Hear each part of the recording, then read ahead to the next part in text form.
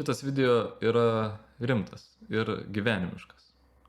Netgi sakyčiau pamokantis. Todėl jeigu jūs ieškot kažkokio greito būdo, lifehacko, kaip ten bendrauti su moterim, kaip ten padaryti, kad jūs įsimylėtų, geriau šito video nežiūrėkit. Per visą savo gyvenimą aš mačiau didžiulį kiekį išdavysčių.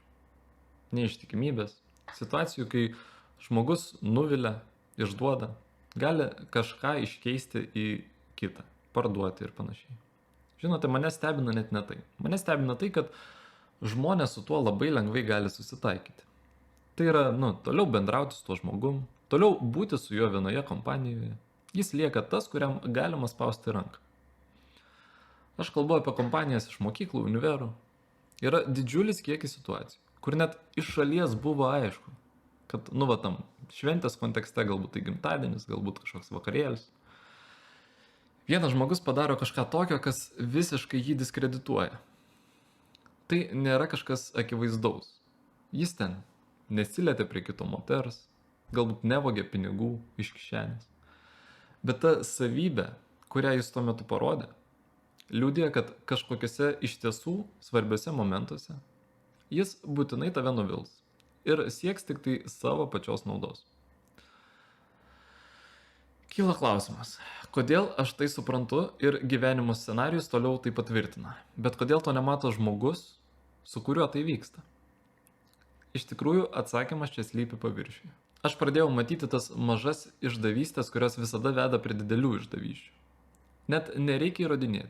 Juk jums gyvenime buvo tokių atvejų, kai žmogus jūs nuvilia, moteris ar draugas. Jei aš jums užduočiau klausimą, ar buvo signalų, kad tai galėjo įvykti? Dabar jau atsukus laiką atgal, pagalvokit. Greičiausiai buvo. Bet kodėl nesureagavot? Tuoj paaiškinsiu. Aš pradėjau pastebėti tuos dalykus tik tada, kai labai gerai susipažinau su savo vidiniu šūdžiu. Tas vidinis balsas tau sako, klausyk, draugui reikia pagalbos. Bet šiandien taip tingisi, taip nesinori. Gal geriau tiesiog palaikysiu už jį kumštelius. Vietoj to, kad, pakelčiau subinę ir kažką iš tikrųjų padaryčiau. Reikia paskolinti pinigų? Oi, dabar tiek daug planų, visai nelaiku. Aš paskolinčiau, bet dabar tikrai ne. Ir taip toliau. Kartais tai net ne apie santykius. Tai gali nueiti ir iki vagystės, pavydo ir kitų dalykų. Žmonės lyg ir laiko save draugais. Bet ten vis tiek matosi pavydas. Atrodo, kad draugystė tai tada, kai gali padėti kitam tik tuo, kas tau nereikalinga. Žinot, turiu kažko atliekamo, tai imk. Ne, visai ne tai. Draugystė tai, kai nuo savęs atplėšt kitam. Ir niekaip kitaip. Santykiuose tai veikia taip pat. Bet apie tai šiek tiek vėliau. Kai keletą metų studijavau save ir supratau, kad esu toli gražu ne pats geriausias žmogus. Aš ne tik padirbėjau su savimi, ne tik padidinau gebėjimą turėti nuoširdesnius ir sąžingesnius santykius su aplinkiniais, bet ir tapau daug budresnis šitiem atvejam. Aš pradėjau daug anksčiau numatyti tuos mikro epizodus, kai žmogus elgiasi taip pat ir ignoruoja savo vidinį šūdžių. Daugelis galvoja, kad atleisti yra būti labai geru. Taip jiems sako aplinkiniai, mama ten sako, oi koks tu geras, visiems viską atleidi. Ne visai. Negalima būti per geru. Tai iš vis nėra gerumas.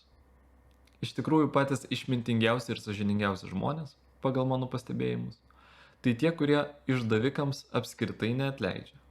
Kodėl? Todėl, kad žmogus yra atviras, jis pasiruošęs ir jis priima tik tai kokybišką sąveiką. Ir esmė ne ta, kad jis norėjo blogo ar keršto, ne. Jis net gali šiek tiek pergyventi dėl to žmogaus likimo, kuris jį išdavė. Bet jis supranta, kad toks bendravimo lygis jam yra nepriimtinas, neleistinas ir neįmanomas. O auka tai žmogus, kuris su savo vidiniu šūdžium nėra susipažinęs.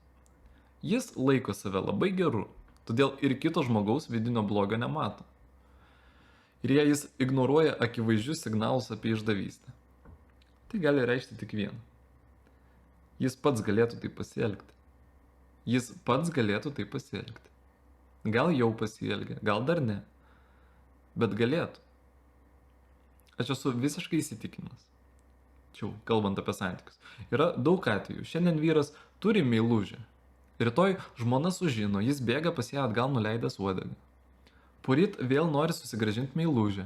O dar vėliau jau nori kitos. Tik jie apie tai dar nežino. Ar toks žmogus su tokiu gyvenimo būdu ir mąstymu? Ar jis gali būti stiprus lyderis? Ne. Kodėl? Nes jis žino, kas jis yra. Vyras įgauna jėgą tik tada, kai santykiuose turi visas galimybės. Prieš jį gali stovėti 1000 moterų, kurios jam prieinamos. Ne tos, kurių jis ten pats bijo. Ir kai jisai atsisako jom, kai yra galimybė, tiesiog paimk, o jis atsisako, net jei niekas nesužinos.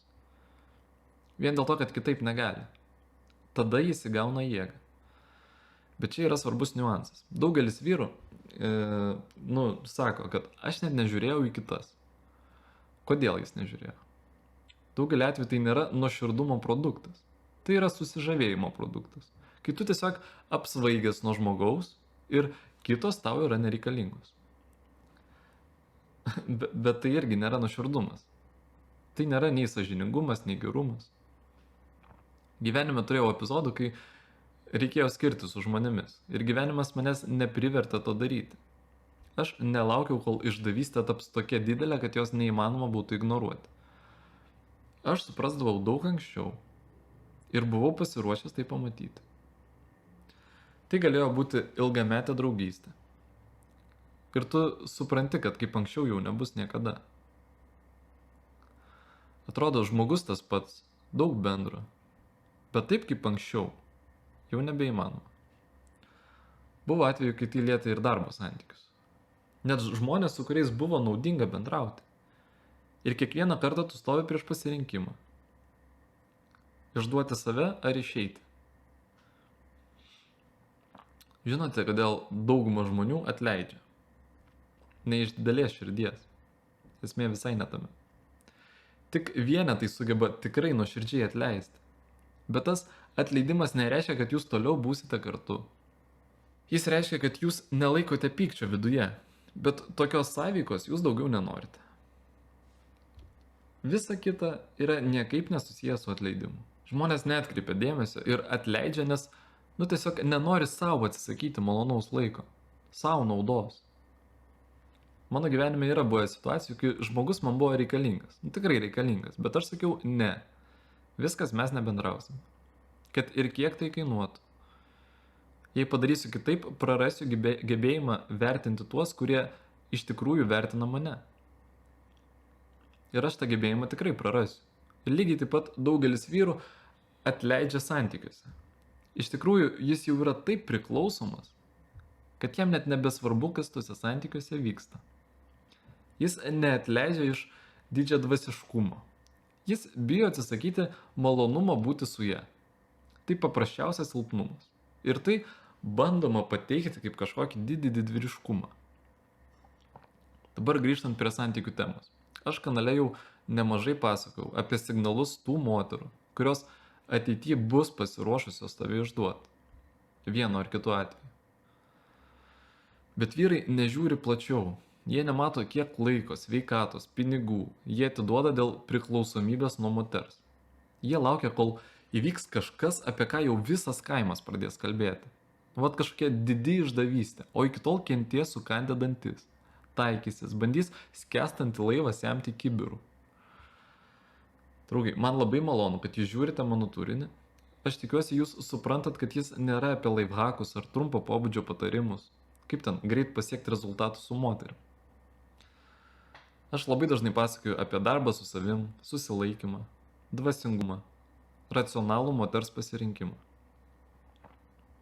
Todėl, jeigu jūs nepasiruošę atsisakyti to lengvo dopamino, įdėti darbą su savo vidiniu šūdžiu, vardan tų santykių, kurie atneš jums ramybę ir šeimą, geriau mano kanalą nežiūrėkit. Taip, jūs tapsit efektyvesni su moterimis. Taip, bet kokia kaina? Kuo daugiau jūs leidžiat save žeminti, kuo daugiau jūs pasiduodat aistrai, tuo labiau darotės nuo to priklausomi. Tuo mažiau šansų ateityje bus susirasti gerą moterį ir ją išlaikyti. Tuo labiau kentėsit, kai bus laikas subręsti. Ji jums tiesiog bus neįdomi. Ačiū, kad žiūrėjot.